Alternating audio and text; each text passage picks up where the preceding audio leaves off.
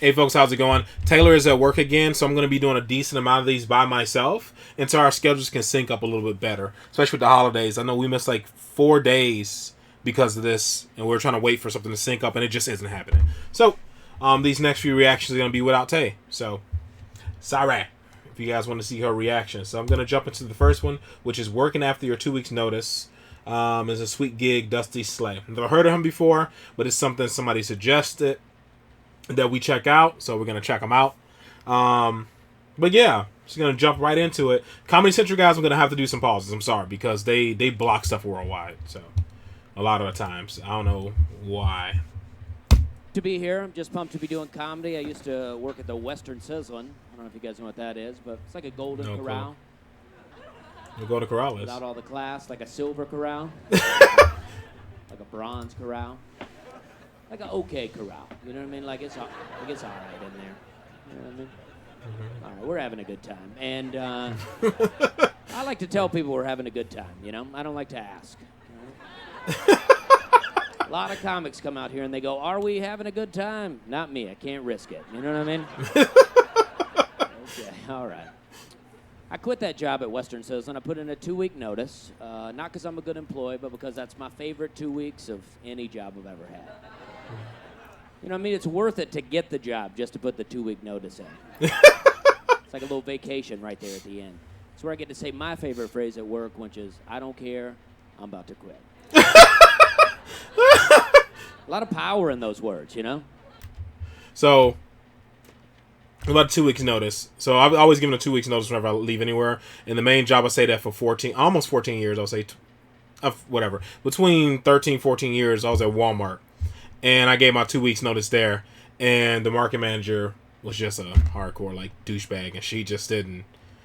She was like, well, you're going to a competitor, so you have to stop showing up today. You can't come in the store anymore. I'm like, okay, I'm not going to cry about that. I wanted to say goodbye to my people, but she was really bogus. She was the main reason I was leaving. Just because I have been through so many terrible leaders, and she was like the straw that broke the camel's back. I was like, I'm done with this. I can't do this anymore. So I didn't get to experience that nice 2 weeks. Your boss is like, hey, you know you were late today. I'm like, hey, you know I'm about to quit, right? Yeah, I'll be a little bit late. You know what I mean?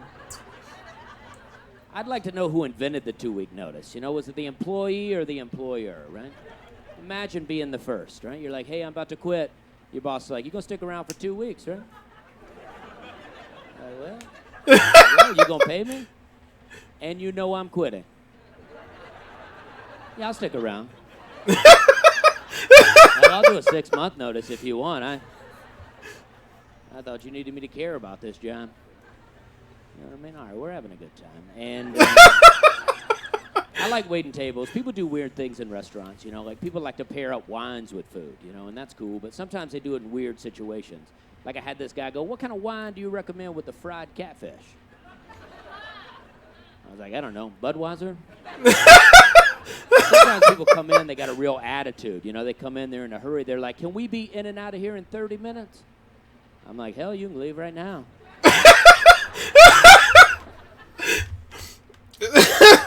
That just made me think about, because being a retail man, you get the exact same kind of stuff, man, where they'll be in a rush and they put their burden on you.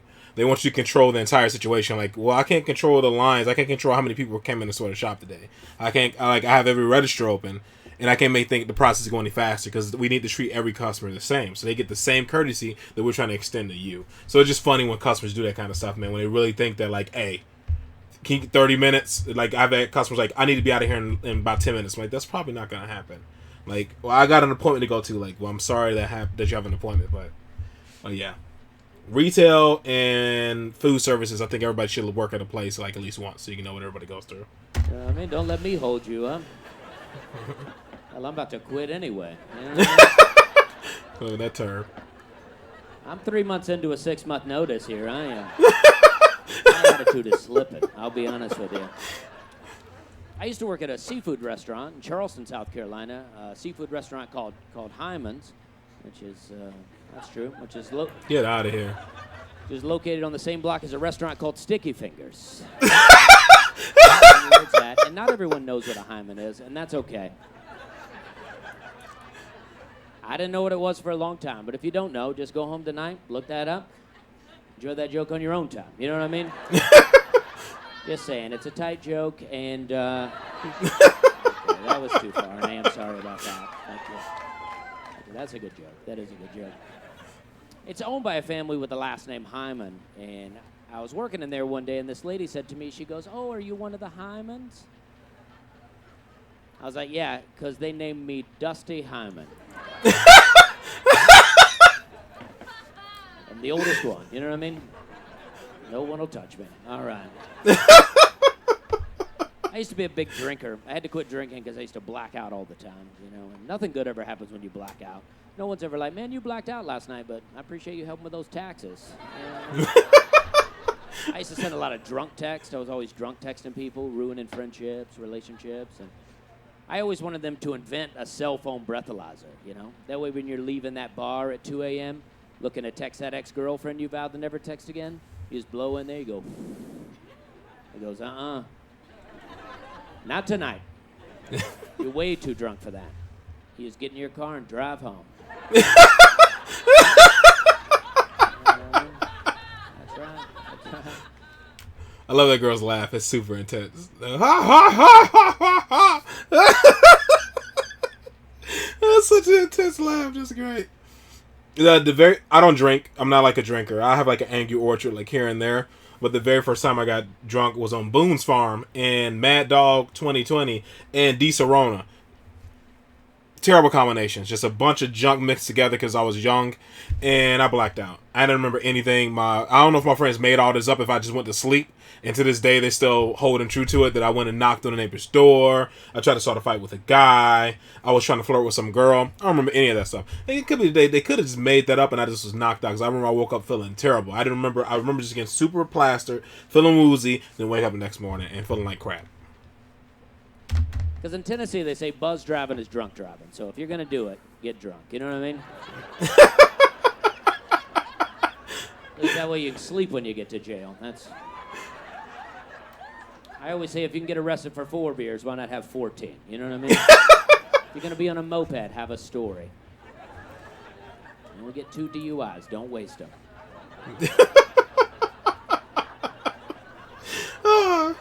I used to drink. Look at it that way. I'm not bragging about it. I mean, I was good at it, but I'm not bragging about it. Back when I was drinking, there was no Uber, no Lyft. Cabs weren't reliable. So if you wanted to drink, you had to just drive, you know? Sometimes we'd get a designated driver, but that didn't mean they wasn't going to drink, right? That just meant you had someone that was willing to risk it, right?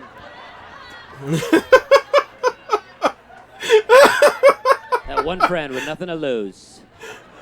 He's like, "I don't even have a driver's license." You know? Okay. I did quit drinking, but not everything's good. My power went out the other day, so I've sobered up, but there's still some blackouts. And my wife got home, and it was storming real bad, and she called me, and she was like, "The power's out." I was like, "What?" "But it's that storm. Knocked out that power." Then I got home like 3 hours later. Storm's gone. Power's still out. I was like, "Dang, hell of a storm." Right? Turns out, power went out because I didn't pay the bill. Storm, just a coincidence. Like the power company's playing games. They were like, "Wait till the lightning strikes. Cut the power. They won't know what hit them." And we didn't know what happened. We were walking around looking in people's windows. We live in an apartment complex. There was no lights on. We couldn't understand. But my wife was like, "Why don't you go ask one of the neighbors, see if their power's out?" And we don't know any of our neighbors, so I didn't. And I'm glad I didn't. But I imagine it would be something like this, right? I'm like, "Hey, man, is your power out?" "Because my power's out." "Oh, your power's on." "Okay, well, my power's out, so I guess they're cutting out power around here. I'm just here to let you know. You know what I mean? It's me today, you tomorrow." Now I go to this guy with all my problems, right? I'm like, "Hey, man, did your car get towed?" "Because my car got towed." "Your car's still out there." "Okay, well, they're towing cars, so stay vigilant." You know what I mean? Like, hey. I had a neighbor who will come to me. Sorry about the pauses, guys, but I wanted to get blocked. I had a neighbor who will come to me about everything, and like we weren't friends or nothing. And it drove me crazy because the guy seemed like he was always at home and I worked a lot. Like, I remember getting off like 13, 14-hour shifts and I'm just tired. And this would be just sitting outside of his apartment, then just start bothering me about problems. Complaining about the landlord, which the landlord was cool. He didn't have we haven't any problems with my landlord. Just problems with this guy. The guy was... I was so happy he finally got kicked out. And the craziest thing about... First, the guy was annoying. He bothered me for everything. Like, everything. I feel like I'm a good neighbor and a fairly nice guy. But the guy was like, he complained he was out of garbage bags. So he's bought my garbage bags. And I just bought him garbage bags and he started talking to me about and complaining about like his wife and all this jazz. I just kept on, every time I see this guy, he's laying his problems on me. It was times where I like, if I see like the light on in the hallway and if I could see him, I would stay in my car until he goes in. Like, hopefully he goes in. Couldn't stand it, man. That guy drove me crazy. And I remember I thought the water heater was broke and I'm like complaining to my landlord, like I've never had this problem with the landlord before. Like, with anything here before, talking to the landlord, trying to figure out if he's going to fix the water heater and all that jazz, because I kept on, like, how the showers kept being cold. And he was like, I don't know what's wrong with the water heater, I replaced this, yada, yada. Come to find out the guy was mad at the landlord, so he'll just run the hot water all day. Like, all day. If he leaves the house, he just run it, then turn it off when he gets home, just so the water heater's ready for when he's ready to take a shower or whatever. That was a douche. But it's made me think about that, to mess with neighbors. Hey, man, did your wife leave? My wife left. Oh, your wife's still there. Okay, well, they're leaving. So, lock her up. Oh, no, lock her up. Hey, man, you been crying a lot? Yeah, I've been crying a lot. Wife's gone. Car got towed. Hell of a storm.